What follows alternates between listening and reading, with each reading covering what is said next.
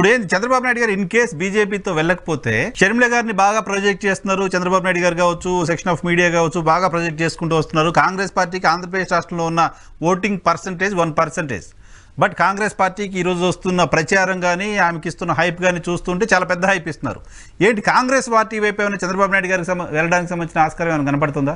నరసింహరావు గారు తెలివి ఎక్కువ కొద్దీ చదవక ముందేమో కాకరకాయని, చదివిన తర్వాత కేకరకాయ అన్నాడు. తెలుగుదేశం పార్టీ పరిస్థితి ఆయనకి ఎక్స్పీరియన్స్ ఎక్కువైపోయి ఎక్కడో ఒక చోట బొక్కబర్ల పడిపోతున్నారు. అసలు ఫస్ట్ పాయింట్ ఏంటి అంటే షర్మిల అనేటువంటి ఒక పిసిసి అధ్యక్షురాలు, వారికి అంటే ఆ షర్మిల అనేటువంటి ఒక వైఎస్ రాజశేఖర్ రెడ్డి కూతురుగా ఉన్నటువంటి ఆమెకి ఆంధ్రప్రదేశ్ ప్రజల్లో 0.1% కూడా క్రెడిబిలిటీ లేదు.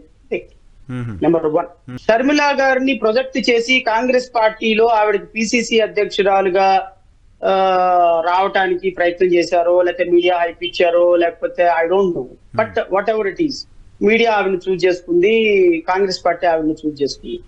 కాంగ్రెస్ పార్టీలో ఆవిడకి ప్రొజెక్షన్ ఇచ్చి జగన్మోహన్ రెడ్డి గారిని విమర్శిస్తున్నారు, జగన్మోహన్ రెడ్డి గారి మీద విమర్శలు చేస్తున్నారు అనేది ఒకే ఒక కారణంతో ఆవిడని ప్రమోట్ చేసిన కారణంగా అస్మాతోర హస్తం లాగా తెలుగుదేశం పార్టీ నెత్తి మీద తెలుగుదేశం పార్టీయే చేయబెట్టుకున్నది నేను భావిస్తున్నాను.